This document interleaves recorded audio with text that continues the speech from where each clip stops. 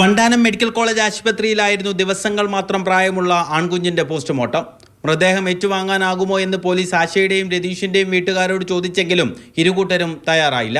തുടർന്ന് നിയമ നടപടികൾ വേഗത്തിൽ പൂർത്തിയാക്കി മൃതദേഹം വലിയ ചുടുകാട്ടിലെ പൊതുശ്മശാനത്തിൽ സംസ്കരിച്ചു. ആശ ബിഗ് ഷോപ്പറിലിട്ട് നൽകിയ കുഞ്ഞിനെ വീട്ടിലെത്തിച്ച് ശ്വാസം മുട്ടിച്ചു കൊന്നു എന്നാണ് രതീഷിന്റെ മൊഴി. ശേഷം കുഴിച്ചിട്ടു.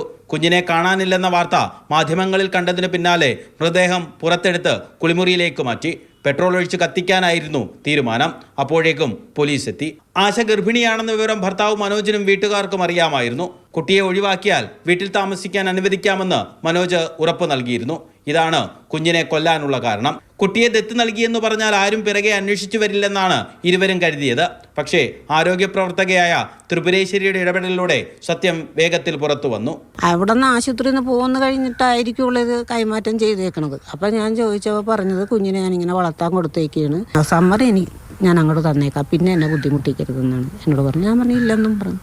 അങ്ങനെയാണ് ഇത് അയച്ചു തന്നത്. തന്നപ്പോൾ തന്നെ ഞാനത് മെമ്പറിനും കൊടുത്ത് ഞങ്ങളുടെ ആശുപത്രിയിലുള്ളൂ അയച്ചു കൊടുത്തു. കാര്യം നാളെ എനിക്കൊരു ഇത് വരരുതല്ല. രതീഷും ആശയും ഒരേ നാട്ടുകാരും അകന്ന ബന്ധുക്കളുമാണ്. രതീഷിനെതിരെ മാത്രമാണ് നിലവിൽ കൊലക്കുറ്റം ചുമത്തിയിട്ടുള്ളത്. ഗൂഢാലോചന, തെളിവ് നശിപ്പിക്കൽ, ജുവനൈൽ ജസ്റ്റിസ് ആക്ട് തുടങ്ങിയ വകുപ്പുകളാണ് ആശയ്ക്കെതിരെ ഉള്ളത്. പ്രതികളെ കോടതി റിമാൻഡ് ചെയ്തു. മാതൃഭൂമി ന്യൂസ്, ആലപ്പുഴ.